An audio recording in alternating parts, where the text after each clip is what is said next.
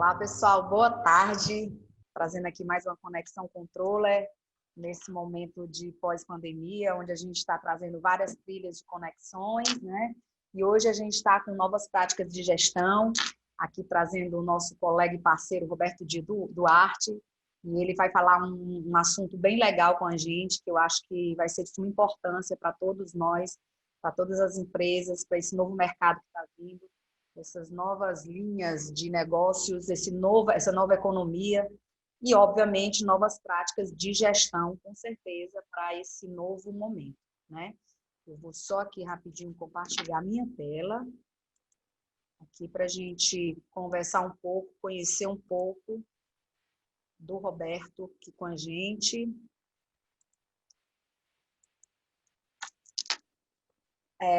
O Roberto vai conversar hoje com a gente como fazer a gestão financeira da sua empresa do jeito Vale do Silício.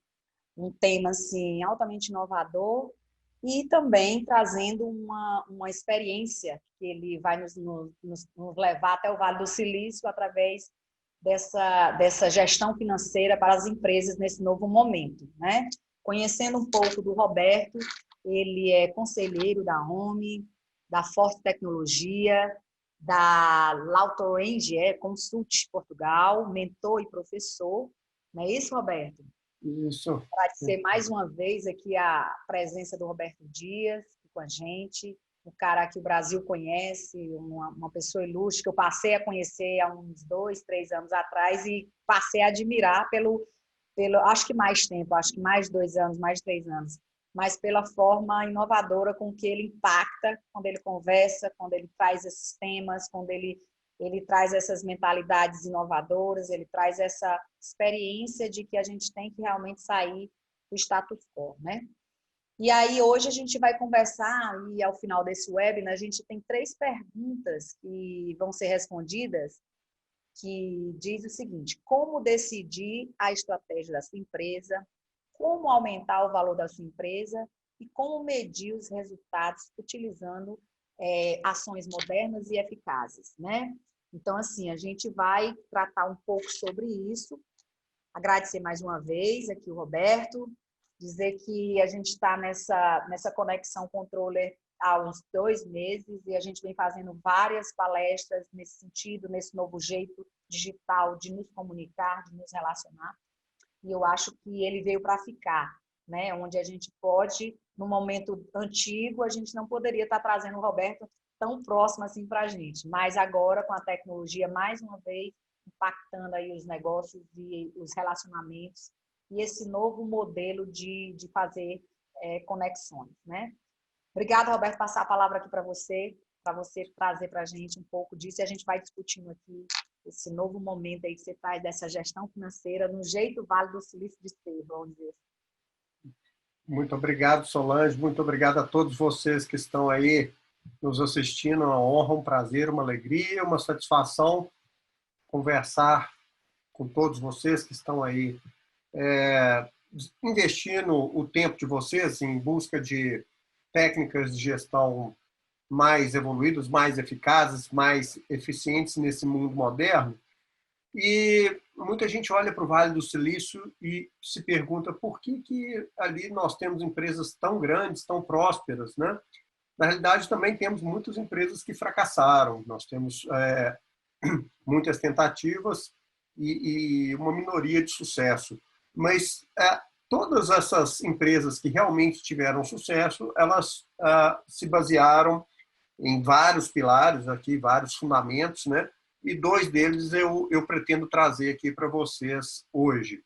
Um pilar é ter um conjunto de métricas e medidas de sucesso muito fortes, muito controladas, e que servem de direcionamento para a empresa durante toda a existência dela. Não conheço, não há nenhuma dessas grandes empresas prósperas que chegaram até, por exemplo, a abertura de capital, sem que tenha sido feito um controle de métricas muito rigoroso. E também um outro fator de sucesso que é muito importante é a transformação de receitas transacionais em receitas recorrentes, né? O que é isso? A receita transacional é quando você tem compras feitas por clientes de forma randômica, de forma aleatória, e você sequer consegue controlar isso. E a empresa, em geral, que consegue obter maior sucesso financeiro, ela consegue transformar essas receitas transacionais em receitas preferencialmente mensais, né? Pode ser uma outra periodicidade, mas preferencialmente mensais e recorrentes, todo mês, como se fosse serviço de assinatura. E isso não é tão novo para a gente mais, já existe até cerveja, vinho e queijo sendo vendido pela internet em formato de assinatura mensal, né? Uhum. Na realidade, até produtos artesanais, produtos populares estão sendo vendidos em forma de receita mensal recorrente. Então, eu vou projetar para vocês alguns slides. Eu acho que as imagens facilitam a nossa compreensão também desses dois pilares que fundamentam aí a nossa tese. E, enfim, o primeiro ponto dessas métricas, né? Eu divido as métricas em duas. A primeira é ter muita atenção ao caixa da empresa mesmo. Empresa sem caixa, ela tem muita dificuldade em superar a crise e até mesmo em prosperar. Por quê? Porque você que está nos assistindo, empreendedor, empreendedora, começou o seu negócio e de uma forma que diferente de um colaborador da sua empresa. Normalmente, o empreendedor ele tem um apetite ao risco, né? Você não participou aí como colaborador de uma empresa pública ou privada, porque justamente você tem esse interesse, essa característica nata de querer arriscar. Só que isso é o que move a atividade empreendedora. Só que quando os empreendedores trabalham com o caixa muito baixo, o apetite ao risco também diminui de forma significativa. Sabe por quê? Porque toda inovação, toda mudança, toda transformação exige investimento. E se você tem um caixa muito baixo, se você tem um nível muito pequeno de reservas financeiras, você coloca em risco toda a inovação. E aí, quer dizer, a inovação passa a colocar em risco a existência da própria empresa. E aí o que acontece é que você fica com medo. O empreendedor com medo, ele torna a empresa dele obsoleta a cada dia. Então, existe uma métrica que é muito comum nas empresas, em especial nas empresas de software, né? Que chama-se Cash Runway. Cash é dinheiro, runway é a pista de decolagem do avião. E o nome é difícil, é o nome em inglês, né? Mas traduzindo, é o fôlego financeiro que a sua empresa tem para enfrentar uma crise, para enfrentar uma dificuldade, ou seja, é aquele dinheiro que você tem para pagar suas contas, mesmo que o faturamento seja zero. E a equação disso é muito simples, é o dinheiro que a sua empresa tem no banco e nas aplicações de curto prazo, dividido pelo burn. Burn é queima, né? É a queima, o gasto de dinheiro mensal. Então, se você tem, por exemplo, 100 mil reais no banco e gasta 10 mil por mês, o seu cash runway é de 10 meses, ou seja, você poderia sobreviver 10 meses sem faturamento. Na realidade, as empresas brasileiras e as pequenas empresas no mundo inteiro têm esse número muito baixo. Muitas vezes elas não têm o fôlego para suportar aí nem 1 ou 2 meses de momentos difíceis. E o que eu recomendo para você é que tenha no mínimo 3 meses de cash runway. O ideal é ter até mais, né? Dependendo do negócio, é que tenha 6, 7, 8 meses. Por quê? Porque você tem uma reserva financeira, mais um dinheiro para investimentos, para inovação, e isso é fundamental, porque, de novo, toda inovação tem um fator de risco atrelado e você não pode deixar esse fator de risco contaminar a sua operação cotidiana. Mas aí como é que você aumenta o seu cash runway? Como é que você modifica para mais, né, o cash runway? Existe um número que o pessoal da contabilidade chama de EBITDA, é uma métrica que é o lucro antes dos juros, das depreciações e dos impostos, é um nome bonito também, né? Também. Mas é basicamente receita menos custo, menos despesa, né? E como é que você aumenta o fôlego financeiro da sua empresa?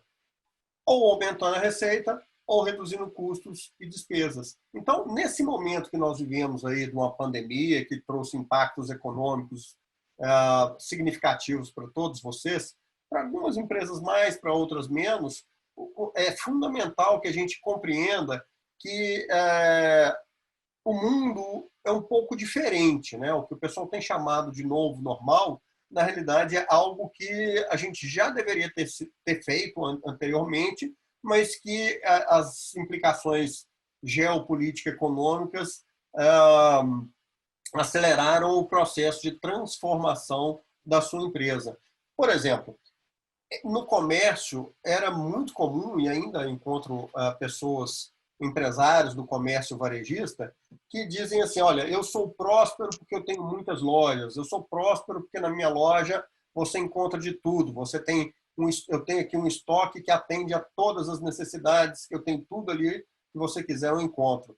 Pois é, ter muitas lojas significa ter muito custo fixo, e isso é um problema para a geração de caixa, né? Então, qual que é o ponto? É que as empresas, neste momento, elas precisam se tornar mais leves, mais flexíveis, mais ágeis, tanto no aumento, né, no crescimento, quanto no encolhimento.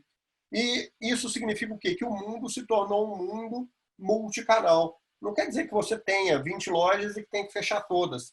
Tem que, agora é só digital. Não é isso. O ideal é que você seja multicanal, usando uma terminologia mais técnica, é omnichannel, né? Presente em todos os canais onde o seu cliente se encontra.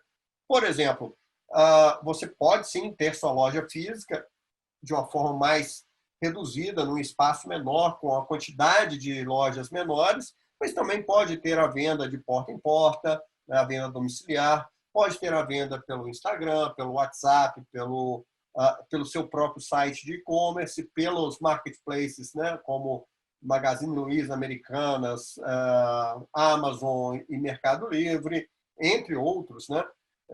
Enfim, um mundo multicanal. Com isso, você reduz o seu custo fixo, isso acaba melhorando o seu fôlego financeiro e, ao mesmo tempo, usando a tecnologia, o marketing e as informações de contabilidade como fatores de redução de custo e aumento de receita. Por que isso? Porque imagina que você está lá com mercadorias em todos os canais. Não dá para o vendedor colocar sua loja inteira nas costas e ir fazer a venda domiciliar. Isso é inexequível, né? Eu dei um exemplo extremo, mas para deixar claro que cada canal você deve colocar os produtos certos, né? No Instagram, por exemplo, é um público mais selecionado, um público mais exigente. Então, você tem que colocar ali os produtos, as mercadorias de coleção mais recente, que vendem mais, enfim. No Mercado Livre, nos marketplaces, na Amazon, na Magazine Luiza, na Americanas, você coloca aqueles produtos que tem muito giro, que você tem muita margem para competir por preço nesses marketplaces. No venda via WhatsApp, por exemplo, você pode fazer promoções para os clientes já recorrentes aí da sua empresa, os clientes fiéis, e fazendo aqueles velhos pacotes, né? Compre 3, leve 1, compre isso, leve aquilo. Por quê? Porque o cliente já te conhece, já conhece seu produto, já conhece seus vendedores, ou seja, você tem um atendimento multicanal e muitas vezes esse atendimento começa pelo WhatsApp, termina na loja física, começa na loja física e termina no e-commerce. Enfim, é fundamental ter esse processo de omnichannel, que isso ajuda a melhorar o caixa. Mais do que isso, é preciso também ter sistemas que controlem simultaneamente os estoques em cada canal, sistemas que controlem os custos de venda em cada canal, que são custos diferentes, as comissões, né, os preços, e o seu escritório de contabilidade, né, no caso a controller, vai te ajudar como? Fazendo uma precificação melhor por canal, fazendo uma gestão melhor dos seus estoques, te dando as informações para você fazer essa precificação de forma mais precisa e, obviamente, vendendo mais, reduzindo também seus estoques para melhorar aí o seu capital de giro, né? Que é outro componente do cash runway, do fôlego financeiro, ou seja, melhorar o prazo de pagamento, o prazo de recebimento e os estoques, também são 3 formas de melhorar o fôlego financeiro das empresas, porque muitas vezes, eu já vi isso, é normal acontecer, mas não é desejável, as empresas fazerem encomendas de volume muito grande, pagarem à vista, de forma à vista, para querer para obter um desconto, né? Mas acabam pagando juros para o banco porque elas vendem a prazo, e aí tem que fazer antecipação de recebíveis para poder pagar aquele fornecedor e manter um estoque ali muito alto, que muitas vezes demora 2, 3 meses, até mais, 6 meses para vender. Então, também o pessoal da contabilidade pode te ajudar aí nessa questão do capital de giro, isso é fundamental. Investimento em ativos físicos, hoje em dia, é algo que tem que se pensar 3 a 4 vezes, porque no mundo de hoje, no século XXI, onde o capital intelectual é o capital que mais gera riqueza, né? Como a gente mesmo colocou no título da nossa apresentação, o mundo vive de ativos intangíveis, de capital intelectual, e capital intelectual é composto por gente, né? Capital humano, capital estrutural, ou seja, as metodologias, as tecnologias, os processos, o software que você tem na sua empresa, e capital de relacionamento, né? E o relacionamento também não é mais só aquele relacionamento pessoal seu e dos seus vendedores, da sua equipe, com os seus clientes. Agora o mundo também é digital. Com tudo isso, você pode melhorar o fôlego financeiro da empresa fazendo vendas, não mais só no seu bairro, na sua cidade, na sua região, mas também para todo o Brasil e talvez até para todo o planeta. E dívida boa e dívida ruim também, né? É bom separar isso. As dívidas boas e ruins não são determinadas somente pela taxa que você toma o crédito.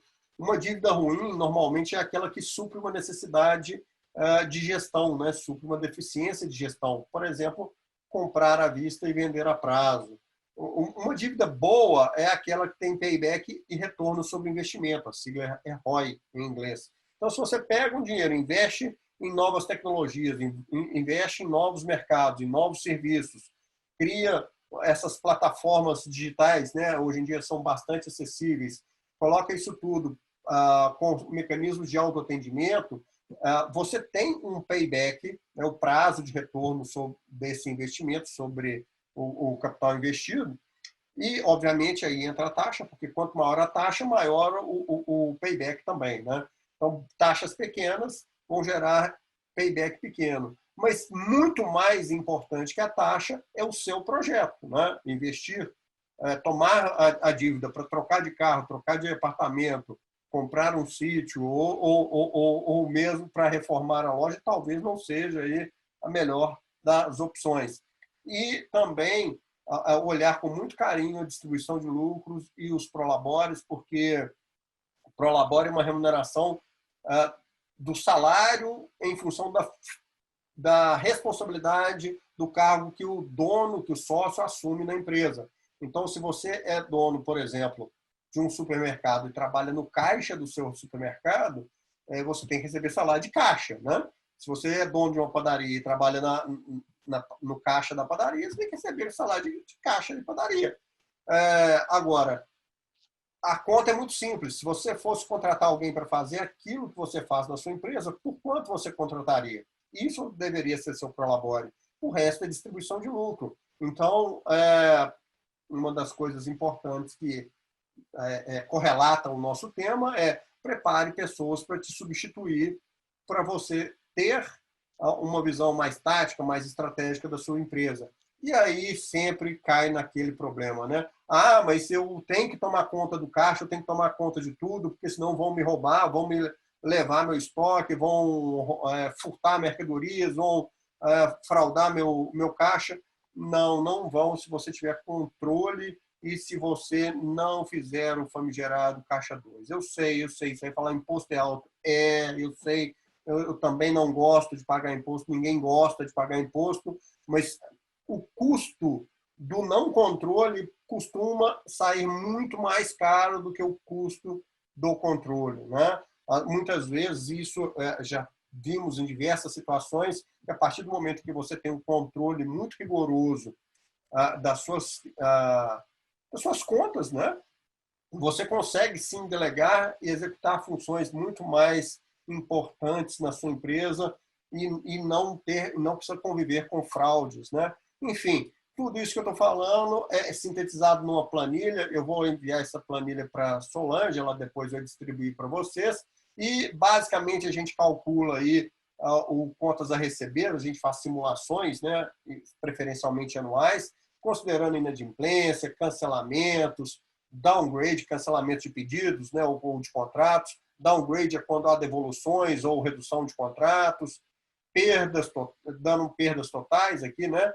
Por esse caso, no mês de abril, tinha R$100 mil de contas a receber, 5% de inadimplência, 5% de cancelamento, 5% de downgrade, que deu R$20 mil de perda sobre o contas a receber, somando com o saldo inicial de 300 mil e subtraindo 90 mil aqui dos desembolsos, né, do burn, deu um saldo final de 290 mil reais, e aí você calcula o cash runway dividindo o 290, que é o saldo final, pelo gasto mensal. E deu, nesse caso aqui, 3,2. Significa o quê? Que esta empresa pode sobreviver por 3 meses e praticamente uma semana, se por um acaso ocorrer algo que gere um faturamento zero nela. Então, essa é uma empresa que tem o fôlego financeiro razoável, ou teria, né? No caso aqui, a situação foi deteriorando até chegar em setembro, numa situação muito ruim.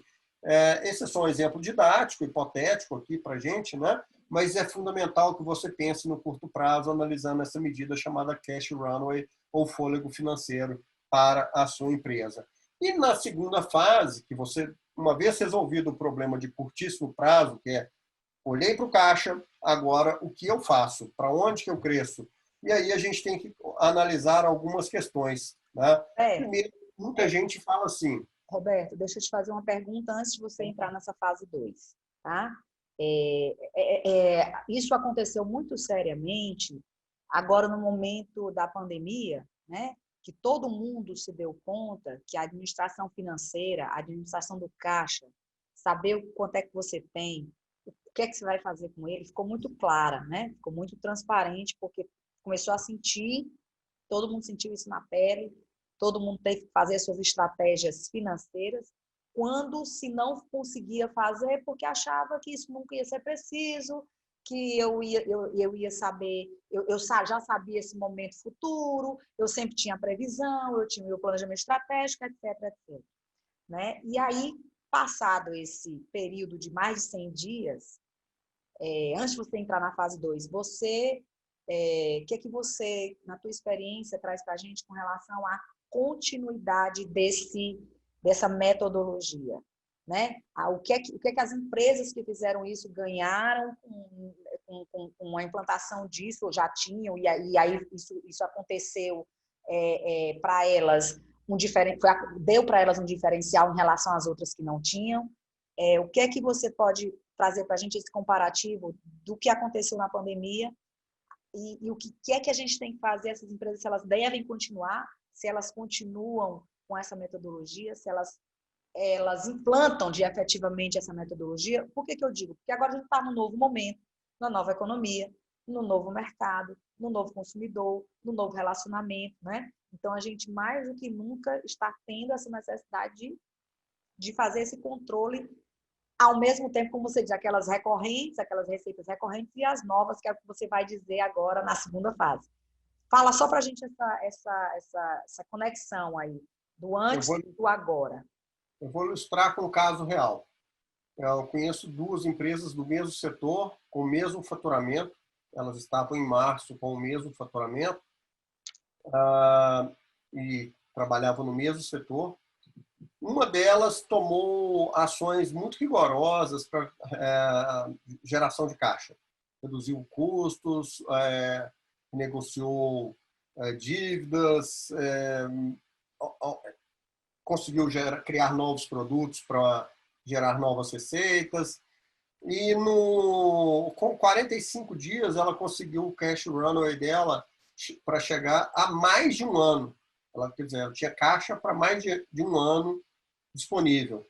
A outra disse o seguinte: não, 2, 3 meses de caixa tá bom. O que aconteceu? O que está acontecendo agora, neste momento? A empresa que tem um ano de caixa está pegando o dinheiro, está investindo e está crescendo a taxas de 10 vezes maiores do que a empresa que não fez a reserva de caixa. Porque o problema não é só sobreviver. O problema é a velocidade com que você sai da crise. Sim. E a velocidade é proporcional ao capital que você tem para investir em inovações, em novos serviços, em novos negócios, em contratar pessoas, né? Ou recontratar pessoas. Capacitar. Exato. Então, assim, não é só as empresas que ficaram com medidas tímidas, estão tendo crescimentos tímidos agora. Uhum. Isso aí eu não tenho dúvida nenhuma. Eu dei um exemplo, mas 100% das empresas que eu analisei tomaram medidas muito tímidas no começo, ou fecharam de verdade, ou elas tiveram problemas graves, né? E estão tendo problemas de insolvência, né? De dificuldade de pagamentos, de dificuldade de honrar seus compromissos, mesmo com linhas de crédito disponíveis, e outras que tomaram medidas consideradas muito enérgicas no momento, mas agora elas estão crescendo.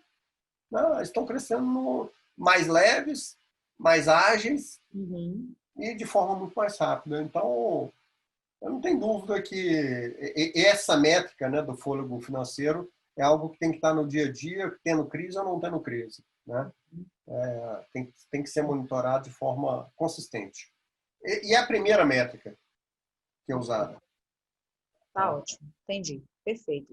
Fica claro que mais do que nunca existe um diferencial entre essas empresas que fizeram o dever de casa, mesmo com a dor da pandemia, né?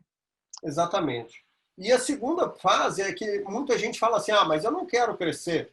E aí eu trouxe a frase, eu gosto muito da Disney, pessoalmente e profissionalmente, esse senhor, esse Michael Eisner, que ele foi presidente do conselho e diretor executivo da Disney entre 1984 e 2005, ele que foi o responsável por transformar a Disney nessa grande corporação bilionária que ela é hoje. Né? Anteriormente a ele, a Disney era só mais um conjunto de parques. E ele tinha uma frase que ele, traduzindo para o português, a grosso modo, é o seguinte: se não está crescendo, está morrendo.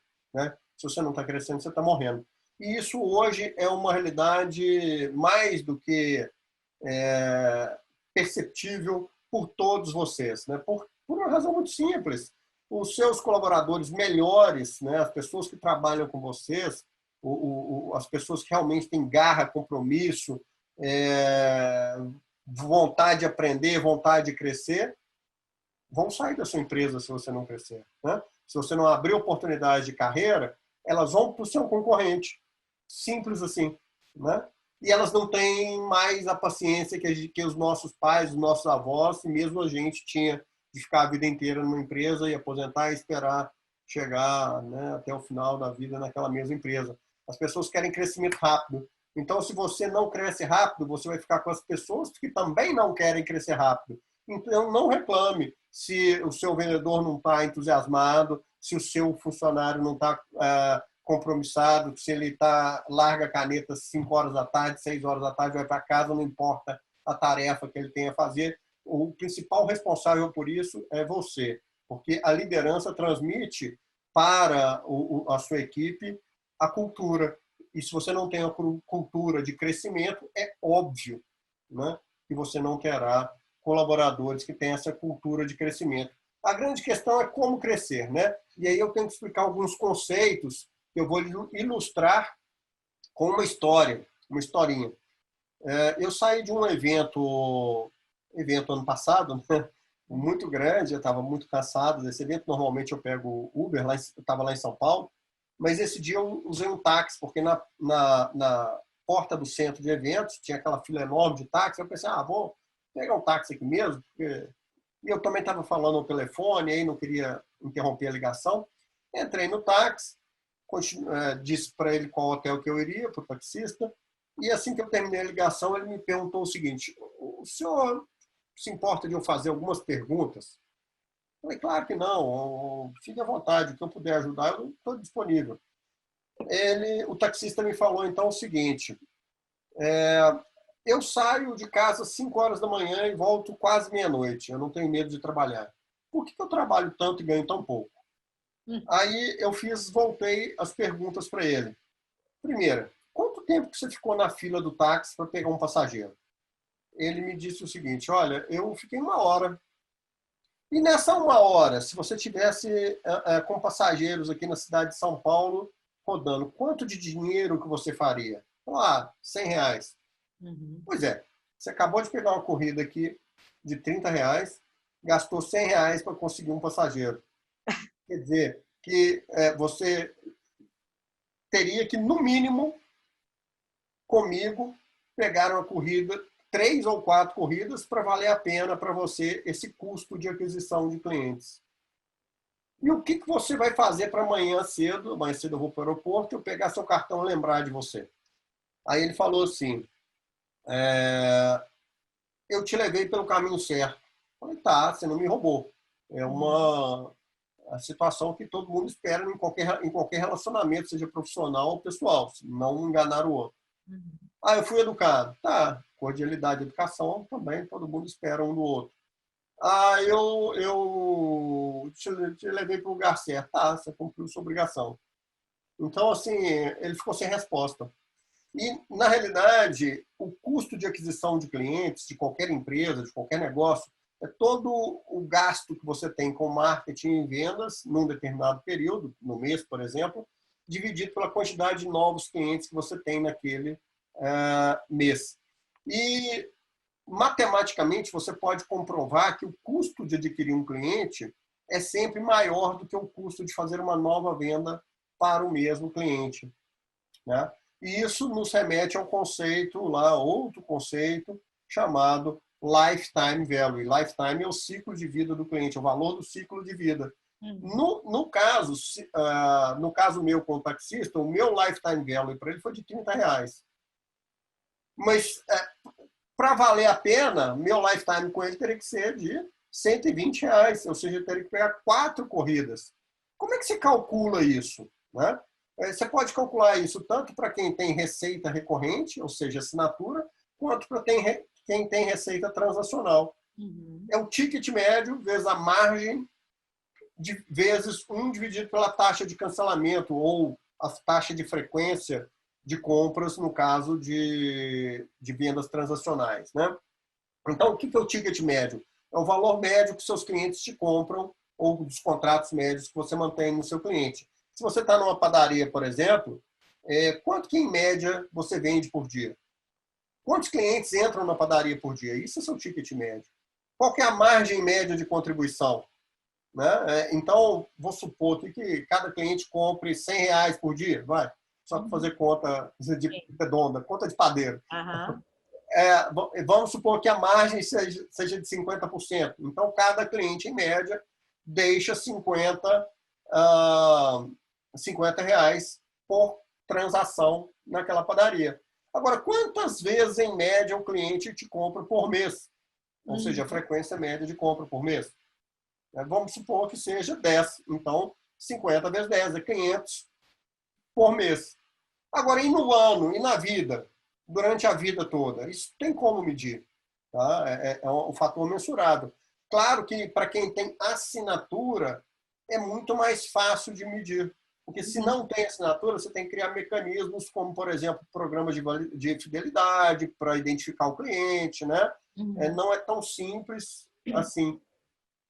Mas é importante que você crie, né, na sua loja, mesmo que você não tenha serviços de assinatura, esses mecanismos que vão te ajudar a mensurar o lifetime value dos seus clientes. E hoje em dia já existem até serviços terceirizados de pontuação, né? A pessoa passa o número do celular ou o número do CPF e registra toda a compra, e aí ele consegue até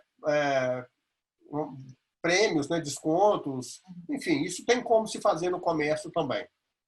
Mas o que o pessoal está fazendo?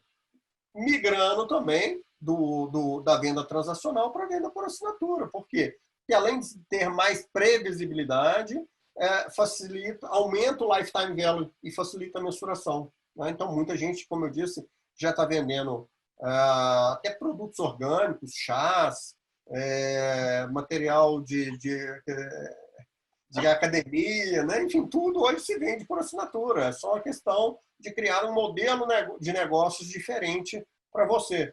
É fácil fazer isso? É claro que não, né? Tudo na vida é difícil, né?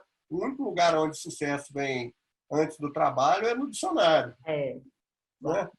Muito trabalho. E aí você calcula o lifetime value total da sua empresa, ou seja, quanto que sua empresa tem, assim, vamos dizer, de percepção ou de estimativa de valorização. É o ticket vezes a margem, vezes a frequência de compra ou a taxa de cancelamento invertida, vezes a quantidade de clientes. E aí você tem o valor total da empresa. Eu fiz aqui algumas simulações, né, no caso aqui de uma empresa de contratos. E ela tem uma receita anual de 595 mil, a margem operacional de 52%, consegue 4 clientes novos por ano, o ticket médio mensal de 1.100, uma taxa de cancelamento aqui de 9% ao ano, né? Então, isso dá um lifetime em anos de 11 anos, se fosse meses, seria meses, né? Se fosse uma taxa de cancelamento mensal, aqui daria em meses. O lifetime value de cada cliente é 42 mil e o lifetime value total da empresa é 42 mil vezes a quantidade de clientes que está aqui, 45 clientes. Então, dá 42, dá 1 milhão e 920 mil reais. Como que você melhora a empresa? Aumentando o ticket médio, ou seja, aumentando o valor dos contratos ou as compras feitas em cada visita do cliente ao seu ponto de venda. Você pode também aumentar a eficiência operacional, melhorar suas margens. Você pode aumentar a lealdade, diminuindo a taxa de cancelamento ou aumentando a frequência de compra. E aumentar a base de clientes. Então, são 4 estratégias básicas que determinam o aumento do lifetime value total da sua empresa. Ou seja, quais são as medidas que definem uma estratégia de crescimento sustentável de longo prazo e que vão aumentar significativamente o valor da sua empresa. Primeira medida, o lifetime value. Segundo, cash runway. Terceiro, o EBITDA. O que acontece? Todas essas medidas, elas geram 4 estratégias básicas. Aumentar a venda na base, ou seja, vender mais para os mesmos clientes, aumentar a eficiência operacional, fidelizar ou expandir a base de clientes. Sugestão, faça uma coisa de cada vez. Não dá para fazer todas elas. E uma vez que você definiu seu objetivo, por exemplo, meu objetivo é aumentar a quantidade de clientes. Meu objetivo é aumentar o ticket médio. Meu objetivo é aumentar a fidelidade. Aí você define, usando essa metodologia também, que é super simples, que foi inventada pelo pessoal do Google, eu vou aumentar a minha base de clientes medindo alguns itens chaves, alguns resultados chaves. E aqui eu montei uma tabelinha só de exemplo, né? Eu vou aumentar minha base de cliente medindo os visitantes, os leads e os contratos. Visitantes no site, né? Os leads são aquelas oportunidades geradas e os contratos que eu fechei. Qual que é a periodicidade de medida, qual que é o valor base, qual que é a meta e qual que é o valor atual. Isso é medindo o progresso. Ou seja, faz uma gestão transparente com esse negócio chamado OKR, né? Objetivo e resultados chaves. Ele é simples de ser feito, é muito simples, mas funciona. Né? E tem que ser feito a partir de uma gestão realmente à vista para o pessoal, tanto de operação quanto de gestão, entender qual que é a situação de cada um dos resultados chaves e você atingir o objetivo que você planejou. Uma vez atingido o objetivo que você queria, por exemplo, conseguir lá 1.000 clientes, 500 novos clientes, a partir de uma base 500, né? Você pode passar para uma outra estratégia, que pode ser aumentar o ticket médio, né? Enfim, essas são as métricas básicas de uma empresa bem-sucedida lá no Vale do Silício. Basicamente 4. Cash Runway, EBITDA, Lifetime Value e suas decomposições, né? A quarta seria as decomposições do Lifetime Value, que é ticket, margem, fidelidade, que é um cancelamento, e a quantidade de clientes. Enfim, mediu, planejou a estratégia, planejou as macro estratégias e planejou os macro objetivos, e agora vai medindo e corrigindo. Só isso. Simples, fácil, objetivo direto, mas eu sei, é simples de entender e difícil de fazer. Por quê? Porque para fazer depende de você e da sua equipe, né? Isso. Roberto, muito bom. Ou seja, você deu um plano, né? Você passou para a gente aqui, traçou um plano de estratégias simples e que muitas delas conhecidas, né? O OKR, EBITDA, muitas delas conhecidas, só que você fez um modelo, né? Você montou um modelo onde você juntou todas essas ferramentas, essas metodologias ou esses dados e disse, bom, o segredo agora é fazer essa trajetória começando por aqui, usa aqui dessa forma, pega essa métrica, divide por essa. Então, você fez um plano estratégico para as empresas começarem a fazer, ou se não fizeram, pelo menos tem que agir rápido. Me diz uma coisa, Roberto, e quem não fez ainda nada disso, por onde começa? Qual é a sua sugestão? Começa por um bom diagnóstico, né? Começa medindo esses números.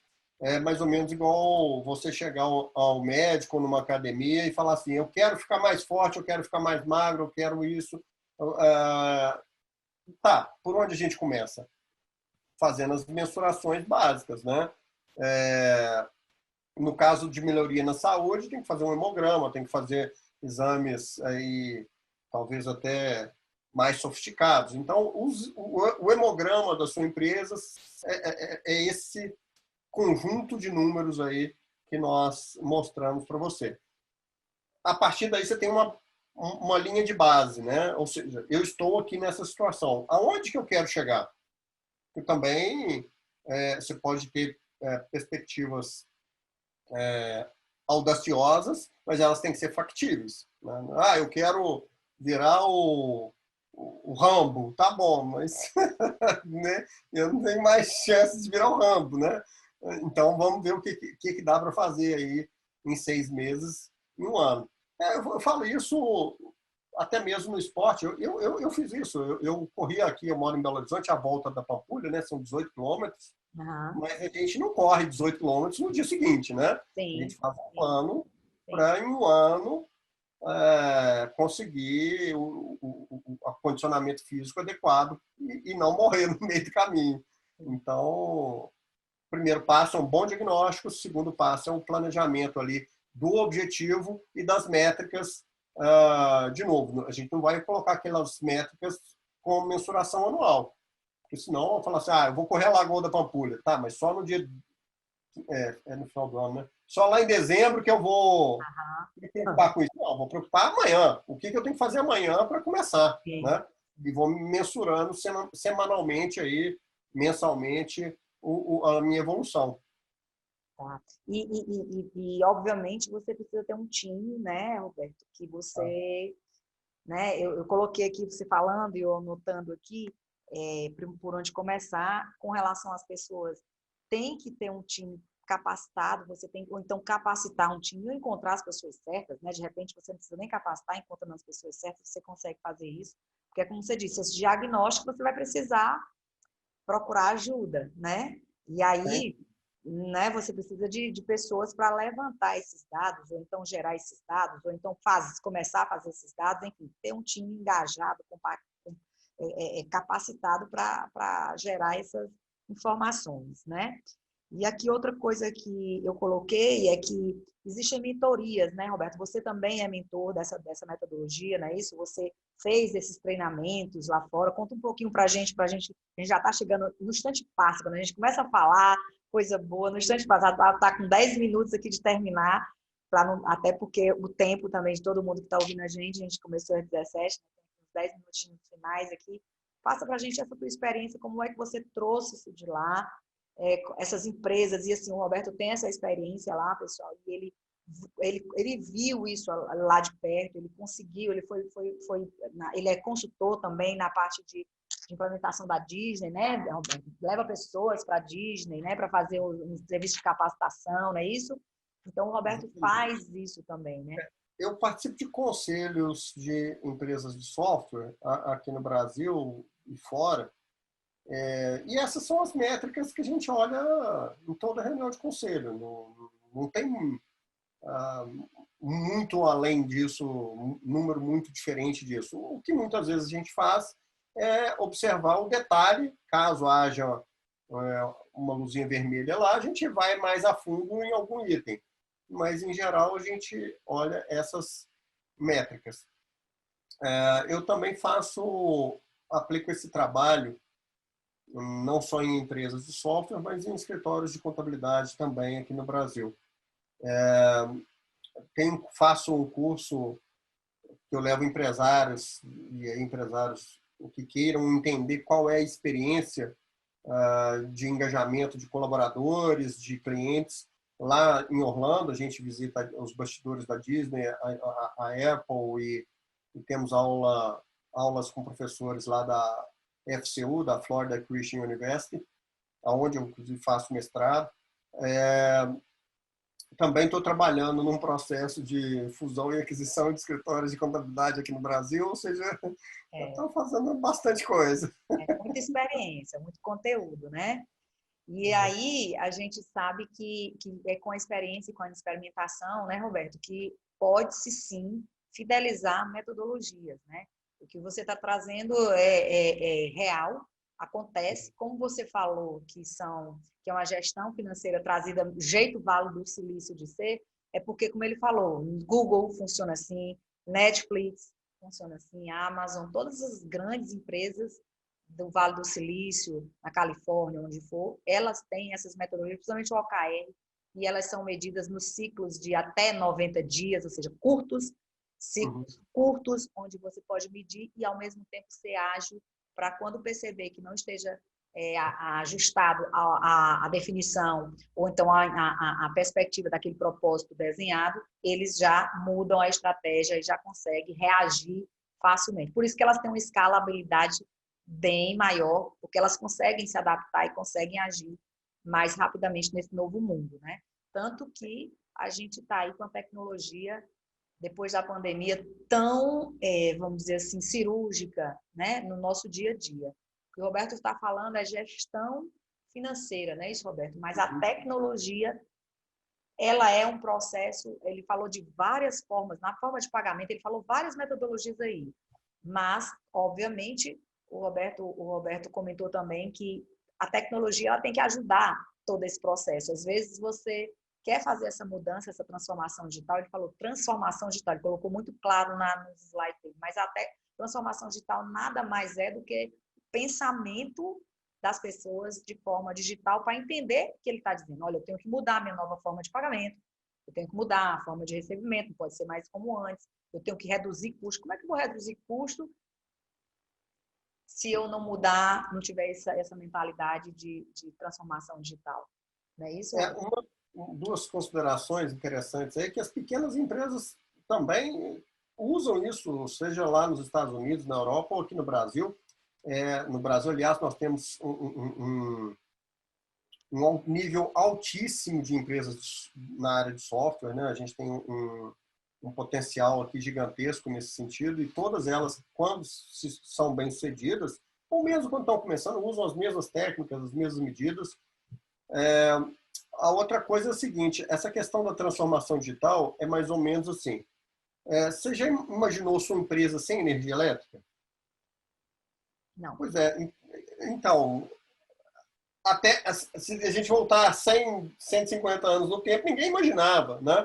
A mesma coisa, transformação digital é uma coisa que é meio chover no molhado. A gente usa esses termos porque são muito usuais, né? São muito corriqueiros nesse mundo, mas Na prática, significa o seguinte: você não consegue mais hoje ter qualquer tipo de negócio sem pensar em digital, em qualquer coisa digital. Eu sou artesão, igual minha esposa, né? Artista, artesã, tá no digital também, né? Ela tá lá no Instagram, tá lá nas redes sociais, tá lá vendendo pelo WhatsApp. Então, assim, não dá mais para viver sem energia elétrica ou sem internet, né? E a internet não é um fim em si. Você tem que entender como que essa energia de comunicação chamada internet vai te ajudar a gerar mais riqueza e reduzir seus custos aí no seu negócio. Simples Só assim. isso. Só isso. E a insistência é tão grande essa mudança, né? Todo mundo quer mudar, mas aliás, todo mundo quer inovar, mas quando pensa em mudar, a pessoa, não, peraí, mas inovação é mudança mental, inclusive, principalmente mental. Roberto, terminando aqui nosso tempo, obrigada mais uma vez, gente, obrigada pela participação, obrigada, Roberto, mais uma vez pela parceria, tá certo? A gente está lá no canal do YouTube e está sendo gravado também. Para quem não assistiu, quem perdeu, vai lá e a gente está disponibilizando esse material todo para vocês. E o Roberto vai me passar essa planilha, assim, eu vou deixar lá para quem quiser. Roberto, passando aqui para as tuas considerações finais, mais uma vez, em nome da Controle, do Grupo Controle, obrigada pela tua parceria de sempre, tá? Eu só queria agradecer a você pelo convite e todo o pessoal da Controller, dizer aos clientes de vocês que vocês estão aí disponíveis para ajudá-los também nessa transformação, e não tem transformação digital sem apoio de números, de resultados financeiros, contábeis, ou mesmo na questão tributária, né? Uma coisa é vender dentro do seu estado ou na sua cidade, outra coisa é vender para o Brasil todo. Sim. Então, eles certamente precisarão do apoio de vocês aí. Muito obrigado mesmo. Obrigada, gente. E siga lá no canal do YouTube a Conexão Controle, com várias trilhas de conexão. Essa conexão é das novas práticas de gestão com Roberto Dias Duarte. Obrigada, Roberto. Obrigada, pessoal. Boa tarde. Tudo de bom. Até a próxima.